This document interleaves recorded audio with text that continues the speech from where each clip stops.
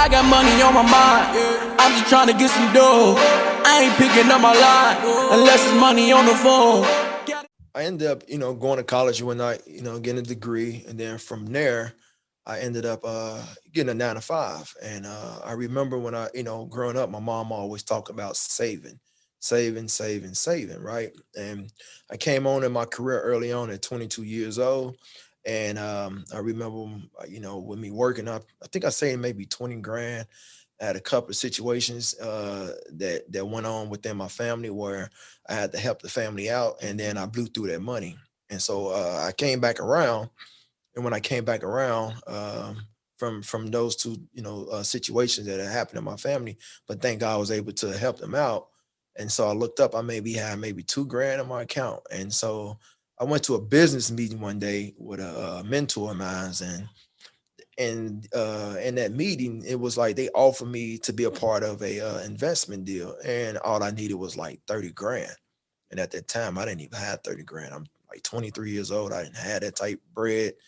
And I was like, man, like I felt real little at the time. So I'm like, okay, I got to make the best of my opportunity. And my opportunity was I got a 9 to 5 where I can then got unlimited overtime, and I'm about to just work, and work. Where I looked up, and a year and a half, I had saved over 6 figures. But I was very disciplined. Like, for instance, I made sure where I live, it was nice, but it wasn't like the most, it wasn't the greatest, apartment complex. But, coming from the hood, it was better than where I come from. So I really didn't look at, the niceness of it. I looked at it like, okay, it ain't like people selling drugs or people robbing, shooting, and killing in this area. So I'm gonna go ahead and still, I don't have roaches or rats, so I'm cool. So the rent was real cheap. I wanted it to be real cheap so I can save. In addition to that, I didn't eat out. I didn't go out, nothing. So for like a year and a half, 2 years, I literally just worked like 80, 90 hours, but I was focused, and I saved over like 6 figures.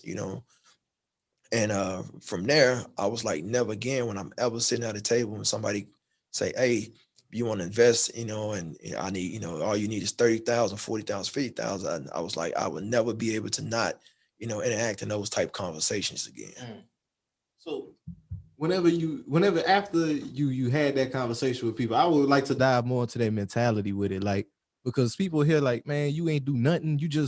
You was living below your means like that. You went save 6 figures. Like, whenever you were going through that process, like, how did you stay disciplined in that? Because I know once you start seeing that bank account grow, a lot of people they'll start losing sight of that vision. So how did you stay in that?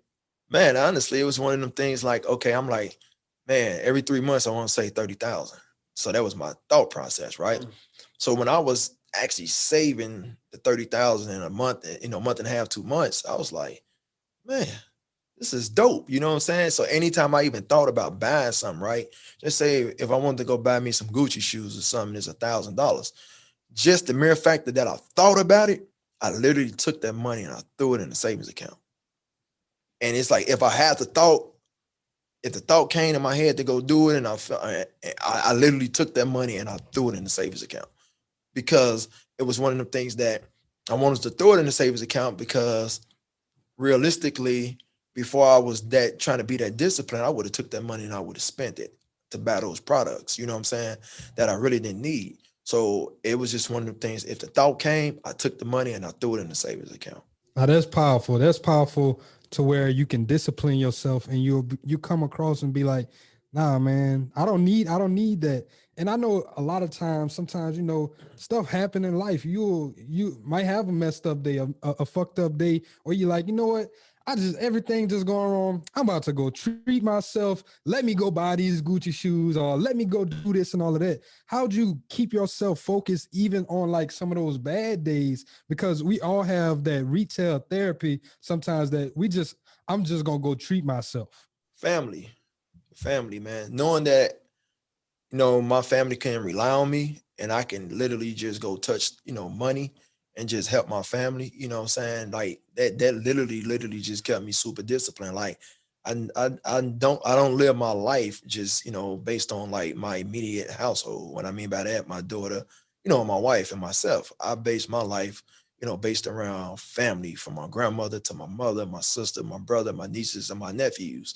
And I'm like, if I'm literally trying to take care and help, saying a big old village, I got to make sure that I stay on top of my game, I'm saying? And so that's what really kept me, disciplined, and to know that I had the funds when two, saying situations occurred in my family where I was able to help and I was able to afford to help my family, man. That was like one of the most rewarding feelings ever. So like, when I look up and the way I live now, I tell a person, if I want to, I can go and I can go get that $100 car, but I don't really do it because I look at, my family, what I'm saying, my brother's kids, they kids. So, my cousins who more like brothers to me and they kids. And that's just how I live. That's family is a major piece. That's one of the strongest motivators. I know we ask people sometimes like what their why is, and I know that's a strong motivator for it. Should be anybody. Like you need to you need something to ground you, especially like whenever you looking at paper coming in and being like, I could spend it on myself. So that's major. So Growing up in the projects, right? I remember when because I kind of had like a selfish mindset as a kid. Of course, you want to keep up with the Joneses, you want the latest Jordans and all that.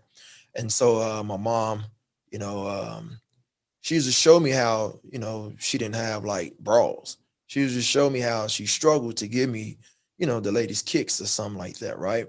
And I remember she would give me all her bills, and then she would give me her work check, and then I barely $200 was left, and I'm like 8, 9 years old, you know what I'm saying? But she would still make a way, whereas she was getting those shoes. So growing up, yes, I mean my parents, they didn't always just have early on. They really started gaining wealth when I'm also got like in college, what I'm saying? I'm out the house, so but early on it was like it was a struggle, So so when I look at that as well, it's like my mom, she was disciplined.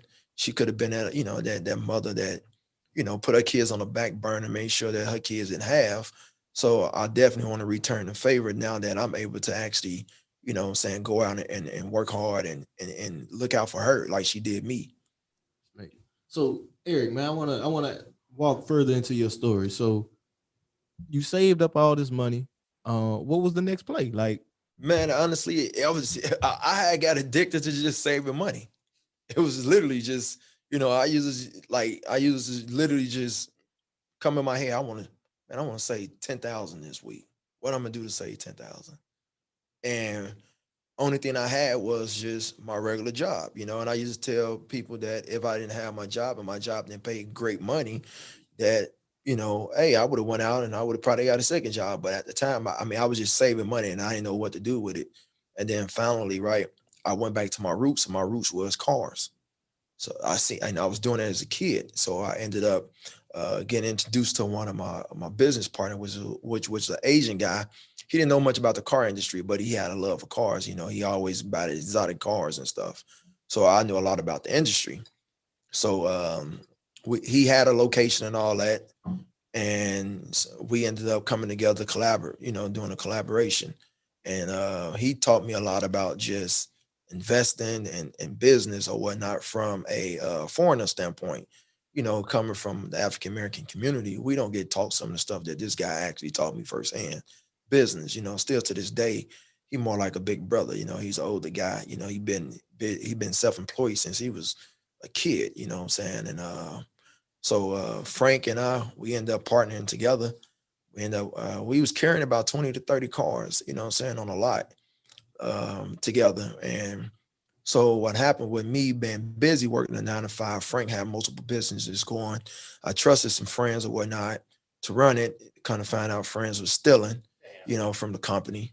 And so then I'm big on customer service. So when my customers was coming back and they was complaining about like, hey, I put down a $1,500 down payment. I should be done paying for this car. But then I look at the books showing that they owe $500. And then, I end up finding out on the front end, the $1,500 down payment, my employees, they didn't actually put down, they didn't, 1,500 in the yeah, books. in the books, they put down 1,000 and stole five. So I was looking up, and I mean, we look up, we like, man, the people that work for us, they stealing so much money, they making more money than us. In addition to that, I could have kept it open, but then at the same time, I felt bad because I'm big on customer service. My name is everything. And the fact that they was making my name look bad and I couldn't be there physically to actually run it, we ended up just closing it down. So I just kind of went back to just nickel and dime. And what I mean by that is I just buy 2 and 3 cars. And then that way, I just sell them on my spare time versus depending on somebody else to run a lot. Mm. Man, that's that story right there, bro. I know that shit probably like just pissed you off, but I'm pretty sure it was a great learning lesson for you too, because you learned that, sometimes you can't put just friends in certain positions just because they're your friend, just because they the homie. Sometimes you can't put them in certain positions. And I kind of want to ask you though, my brother, I gotta know, what kind of job were you doing where you was just making 10 bands a damn week, bro? He said, "What kind of job you was doing? You making 10 bands a week?" Um, some of everything, man. I was doing a lot of like private security. I was doing my regular 9 to 5. I was Overtime. doing that a lot of overtime. We was getting paid great money on overtime, unlimited overtime. Um, in addition to that, I just always had a lot of like little side hustles and stuff, that I was doing on the side as well. So I was anything, I wasn't doing nothing illegal, but anything to help me, attain my goal, I was making it happen. I was making it happen. In other words, you were sacrificing your free time too, though, right? Oh Like, man, yeah, I ain't had you no know, life. a lot of people they a lot 20, of like people 20, 22 to 29. Man, I didn't go out. I ain't even know Dallas. I didn't even know the city. I ain't go damn. nowhere. Hey, it'd be times I go meet up with the homies and I could be there for like 10 minutes and somebody hit me on the phone like, yo, hey, you wanna come and work 4 hours and you can make $1,000? I'm like, hell yeah, I'm gone. I tell the homies like, see you. Mm, hey, but a lot of people they wouldn't be thinking like that. A lot of people would be like, just making $10,000 a week. He got to be in sales or something like that. They Right. don't understand sometimes the sacrifice. I'm pretty sure you wasn't even really sleeping like that if you was just getting it out the mud like that. Nope. Like, you got to make some of those sacrifices though to hit those goals and really get to where you want to get. And that was really just the whole point I was just trying to get Oh to yeah. and just trying to drive home right there. Sacrifice, man, is the key. You sacrifice, what I'm saying, a year or two, you look up for the rest of your life, you can be set. Mm. Now that's powerful. So Eric, my brother, now I want to keep moving with it. So you did the car lot. That didn't work out exactly the way as planned. When did the trucking come into play for you?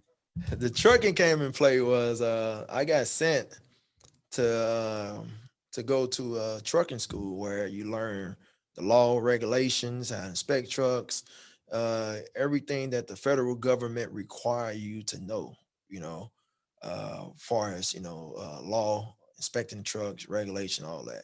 So I ended up going to a school. I went to the school, and when I went, me being a city kid, I didn't too much care to be there. And then in addition to that, it wasn't a lot of, brothers, what I'm saying, that was a part of that, the industry or whatnot. So I'm like, man, I remember being in class and people would be like, yeah, that truck tractor. And I'm like, what the hell is a truck tractor? So I'm Googling on my phone, truck tractor. You know what I'm saying? And they'd be like, yeah, that semi trailer or that reefer or that flatbed. I'm like, what is a flatbed? So I Google on my phone, flatbed. Because I didn't want to look like an idiot raising my hand in class, like, yo, what is a flatbed? You know what I'm saying? So I'm literally Googling terms. And so what made it interesting is because I'm real big on learning. So I'm like, I found myself like glued in because I'm learning, you know what I'm saying? Like it's stimulating my mind. And then from there, I just literally just locked in. Like, man, I felt like a kid in preschool again, like learning your ABCs and stuff because I did not know this information. So it made me like, it made me lock in. It made me wanted to know something that I didn't have a clue about, what I'm saying? The way that I live life, the way that I was raised, don't be afraid of brand new stuff. You know what I'm saying? If when you look at your life, right, every age, right, there's like a chapter in your book of life. If you done the same stuff age 22, 23, 24, you ain't growing. So when I looked at that, right, during that age, during that year, I looked at it like, man, this is something that I ain't never been exposed to. I never knew. So at minimum, I can add this to my arsenal of stuff that I'm learning and that I can actually, one day potentially tell my nephews or something, hey, I know about this, I know about that. So that's how I look at life. And this class you went to, this was something you signed up for yourself, or this was like continuing education for work type stuff? It was continued education for work. Hey, I Yeah. love it. So you took knowledge that you had to get for your job, Right. and then leveraged it for yourself. Right. And leverage it. I mean, I leverage it for the people, be honest with you. When I seen that we lack knowledge. But nah, still, like, I'm just saying, like, because people always, whenever we always looking at trying to like find our way in the entrepreneurship or like finding our way in business, we think we have to go outside of everything that we already know and everything that we do. Whereas like your 9 to 5 can oftentimes provide you with the tools and resources to get away from your 9 to 5. Yes. I got several foreigner homies. I got a good friend of mine. He owned a convenience store for years, and he started off in 7-Eleven as a regular store clerk. And then he went to the shift manager. Then he went to the store manager underneath the owner.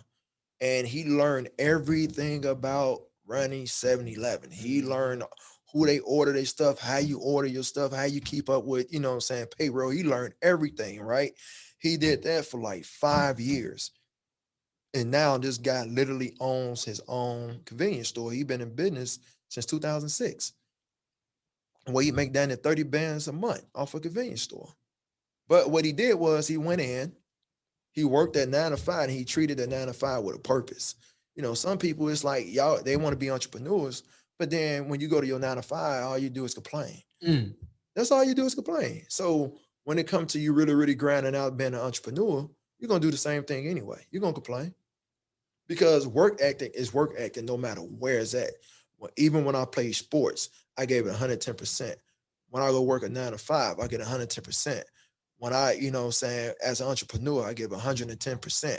So that's that either you got that in you or you don't. Point blank, period. So since you say, either you got it and you don't, do you think there's a way like to change that to develop a better work ethic?